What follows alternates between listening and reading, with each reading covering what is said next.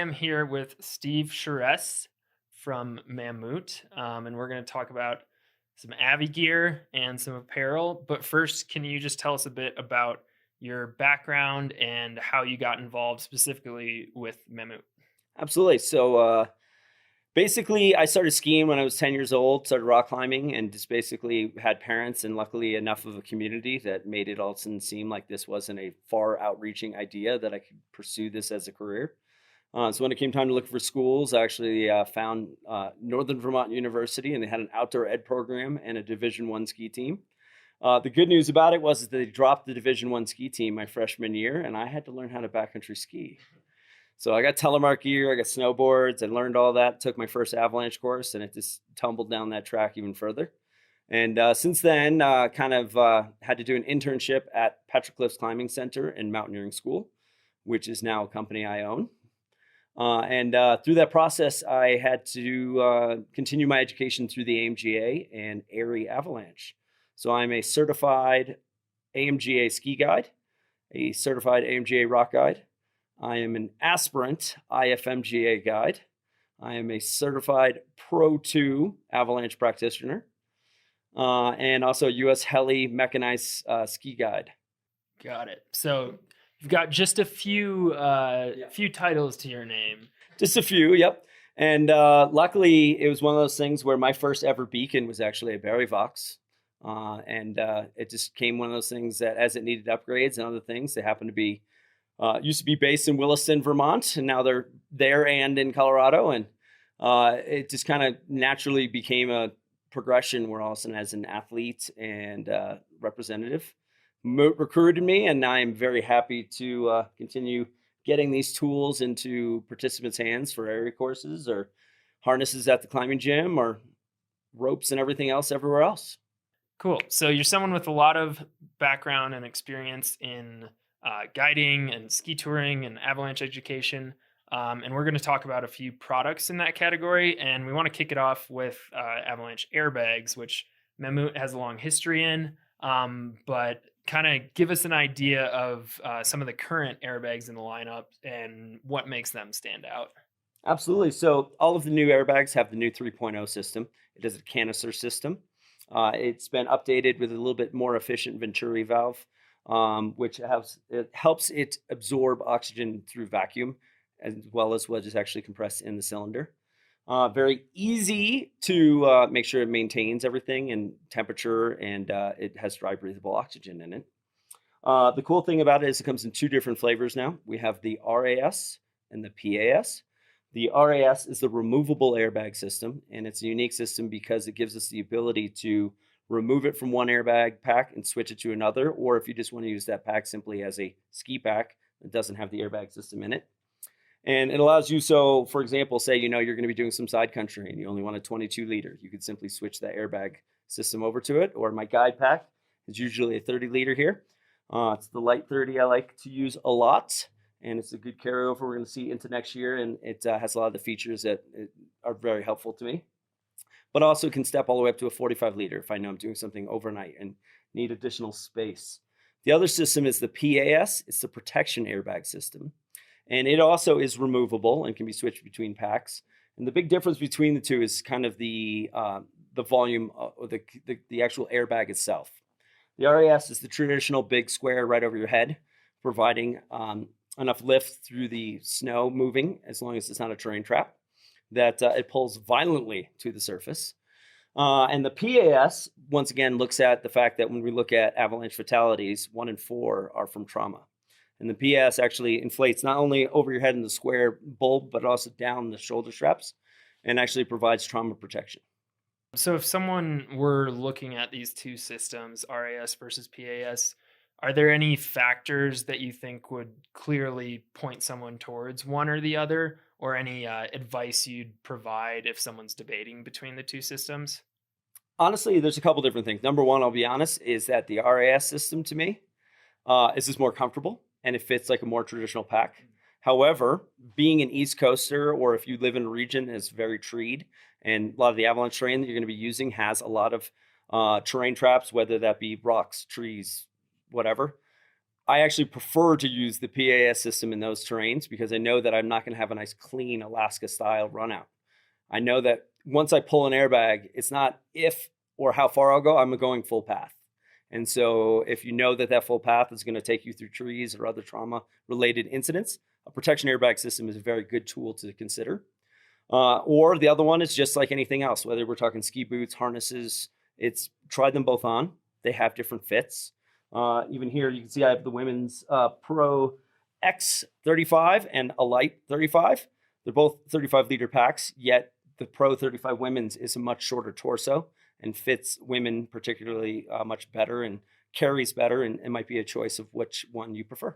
So one thing, especially in our reviewing process, like one of our reviewers is a heli guide in Alaska, spends a lot of time in avalanche airbag packs, and his main critiques and questions are often surrounding the pack itself. Because a backpack is only an avalanche airbag is only good if you're actually going to wear it and use it.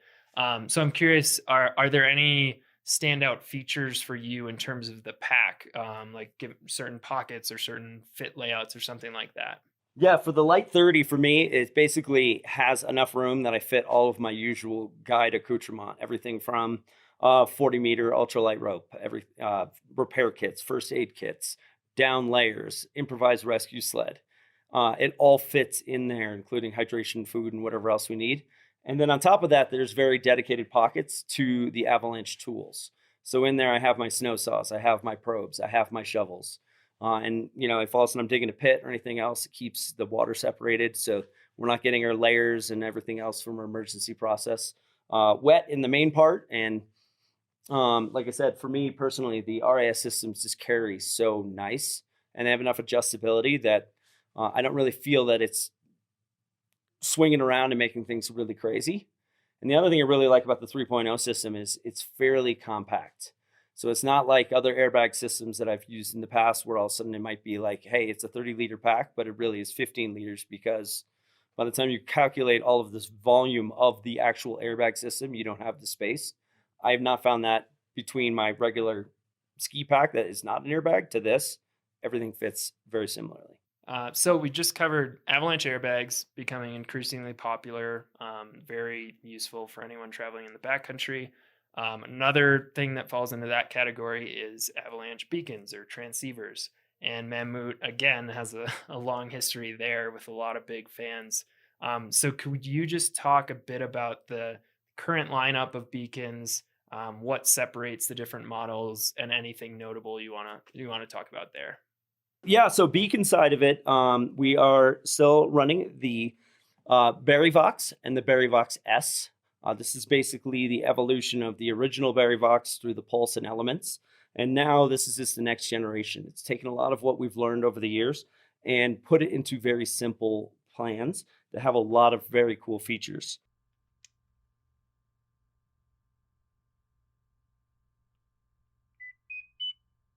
The Barryvox is a beacon that is really kind of simple and easy to put in people's hands. It's designed to literally be a one-button beacon.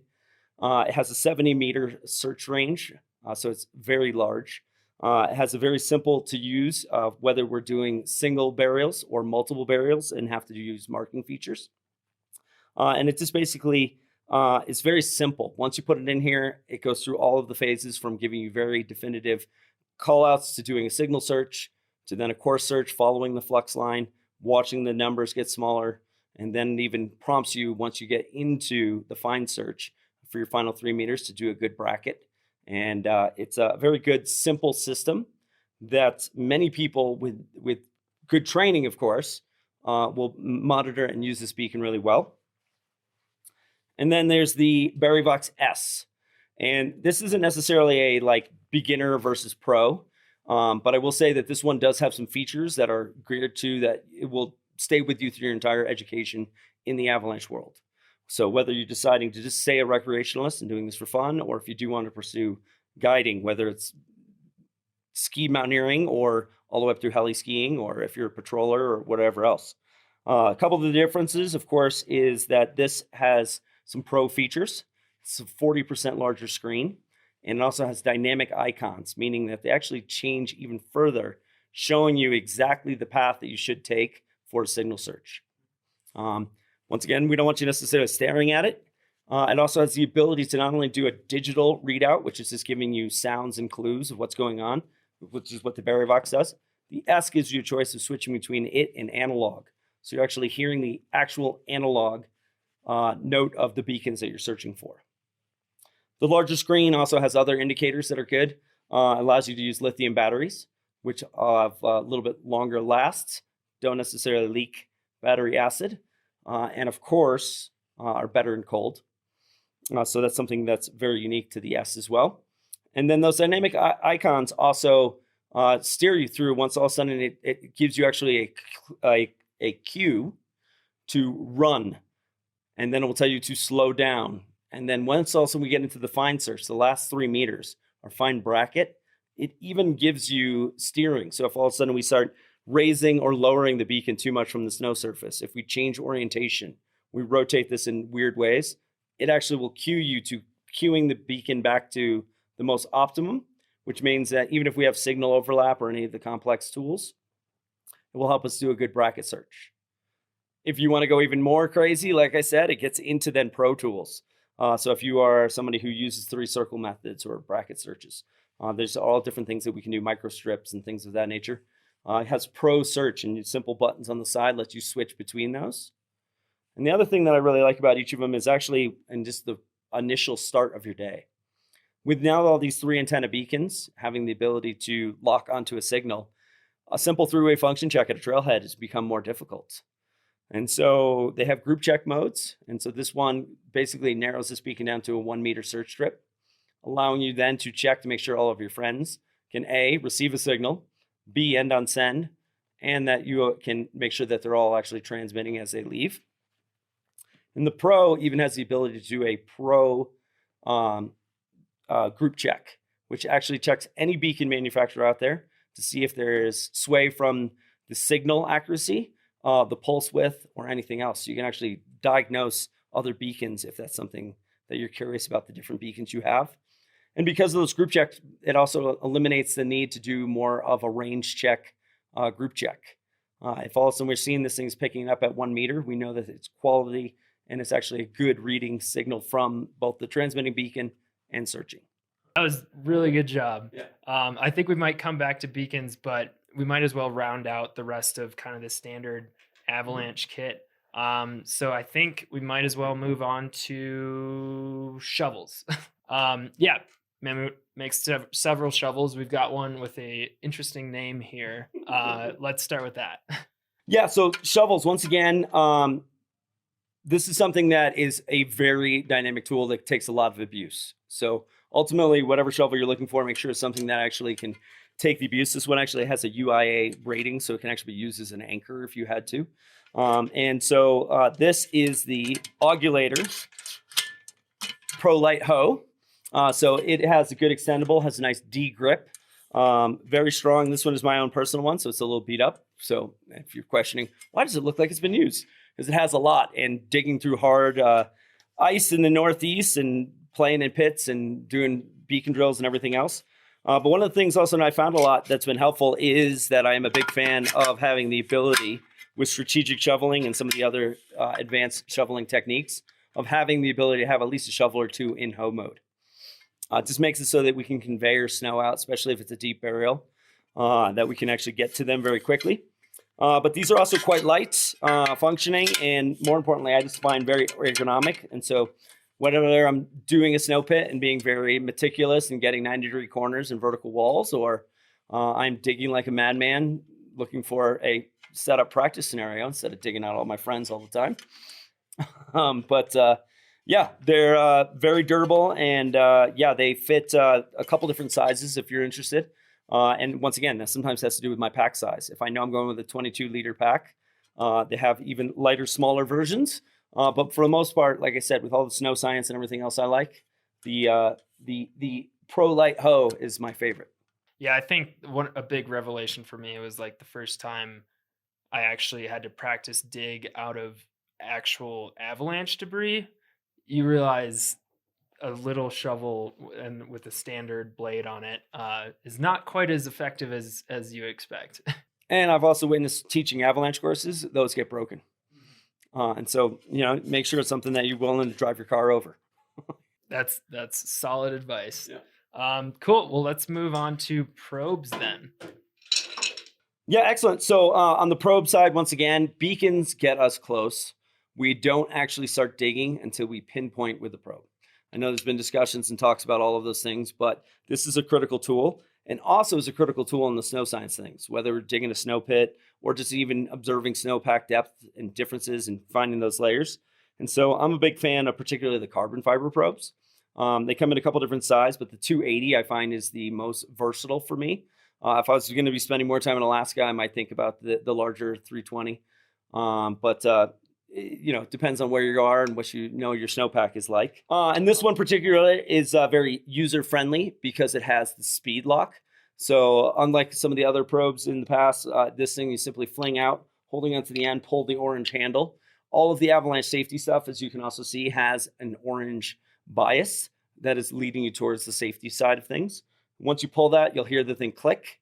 The carbon probes also are significantly more stiff than the aluminum probes. And so from a rescue perspective, when also we're actually trying to compare both the reading from our beacon to the actual designated markings of depth on the probe to confirm that we're actually getting a strike at where we anticipate, is very nice to not have necessarily as much of the flexibility. And there's a little bit of weight savings, which is very good. Yeah, personally, I always had figured carbon probes, it's all about weight. If someone's kind of debating that, is the stiffness the main factor you think they should consider? Is it equal with weight? Is there anything else they might also want to consider when debating between carbon and alloy? Well, of course, there's always the thing is budget. We want to get as many of you out there as we can. And so, yeah, some of the aluminum probes, they still have the same functionality. They still have the same centimeter increments up to the whole thing. It has similar locking features. Depends on, what the side of the spectrum you want to go. And so the aluminum ones, yes, they have a little bit more fragility and are a little bit more flexible. And so, yes, both are great tools. And honestly, it's whatever you practice with and become most immersed with is the most important. Cool. Well, we've talked a bit about avalanche safety gear. Let's talk about a different category of safety gear, helmets. Absolutely. And so someone who has survived a traumatic brain injury, I can tell you that helmets are a critical piece, something that I would tell you do not skip out on. It's worth all of the different researches. And this particular is our Crag Sender MIPS, which is both a climbing rated helmet and starting next year, fully ski rated as well. So it's a very cool helmet. Definitely fits goggles well. It's very well ventilated. It's exceptionally light. And most importantly, it has the MIPS technology. So whether we're talking about a falling object in a rock climbing scenario or us as the falling object in the ski scenario, it's going to give some head trauma protection. As a rock and ski guide, I imagine you're particularly excited about the dual certification. Is there any thoughts on someone who's maybe mostly a skier and maybe rock climbs a bit or vice versa? Are there any upsides and downsides in your mind for a dual certified helmet versus a dedicated rock helmet or a dedicated ski helmet? I mean, the simple things are, once again, it's what you get used to. A traditional ski helmet is going to have a much more insulated padded system that could provide warmth. For me personally, as you said, like coming in from alpine climbing, ice climbing, rock climbing, skiing, ski mountaineering, it's like having one helmet that I know is rated for it all, whether I'm swinging ice axes or making turns. It's a very beautiful thing to me. And I also am that guy that likes to regulate my heat a lot through different hats and different choices there. So if I know I'm somewhere it's really sunny, I might actually throw a brimmed hat under this thing. If I know it's going to be really cold and windy, put a big burly thing, and has a nice dial system so it fits a lot of different head profiles and hats. And then it breathes really well, and it doesn't necessarily, like I said, have the traditional weight or anything else of a ski helmet. And then on the climbing side, honestly, it's like just the best of all of that again. And now you get to go rock climbing and have one helmet that does it all. Cool. Well, with that, I think we will move on to apparel, which I believe Mammut has a few new pieces specifically in the touring category. So tell me a bit about what's going on there. Yeah, super excited. We have the Energy line that's coming out, and particularly what's coming out next year is the soft shell variants. So we have a few different things coming out, and basically these are the layers that are designed to basically put on, and then you never have to adjust anything. They are dual woven soft shell material combined with a fleece that is done in a hexagonal diamond pattern that is designed to actually help mitigate heat, moisture, and everything else. In addition to that, they're very wind resistant and water repellent. They basically are that layer that you can put on at the beginning of the day and maybe not even touch a vent, not touch a zipper. No matter if you're charging uphill, it's designed for that. And then transitioning, skiing downhill, it's going to be the best of all that you can find. Cool. So personally, I love soft shells, especially here in Colorado where it's generally pretty dry in the winter. The breathability you can get out of them is just fantastic. But could you talk a bit about, especially as someone who encounters wetter weather fairly often, what scenarios are these new pieces designed to excel in, and where does maybe a more traditional hard shell potentially make more sense? Absolutely. Well, the big thing is that these are designed to be the wear it and forget it. That's the big thing with both the lines that we're looking at. And for me, yes, I do live in a region that has high humidity, cold weather, and rain all in the same day. So yes, I do lean towards oftentimes something more like traditional pro shell. However, these are actually designed in a way that they're going to bridge a lot of those gaps. The Aenergy is designed to be a great insulating layer. So whether that's underneath something like a hard shell, it's very compressible, it's very packable, has pockets that work with both backpacks and harnesses so that you can actually keep using all of those features. And it's designed that it will give you a substantial amount of warmth when you need it, yet at the same time is breathable enough that you don't need to transition. The SO, on the other hand, is exactly for what you're talking about. If you want to go charging uphill at Mach 10 with your hair on fire, this is the layer for you because it's going to breathe at that crazy amount of level.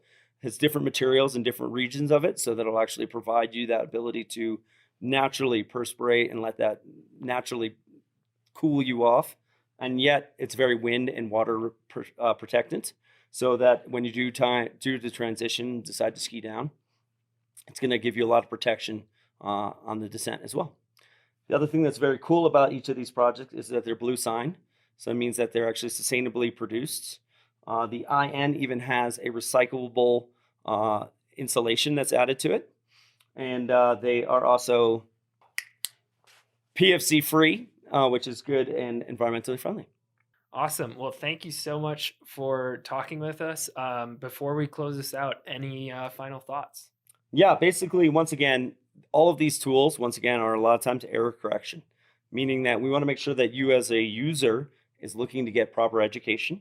Make sure that you are also having this as maybe something like the airbag being added as that fourth piece. So your beacon, shovel, probe, and airbag.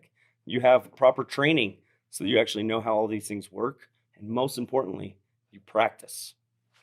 Awesome. Steve, well, thank you so much for your time. It was great skiing with you today and great talking to you about these products. And I think we'll end it at that. Thank you very much, and look forward to skiing with you again.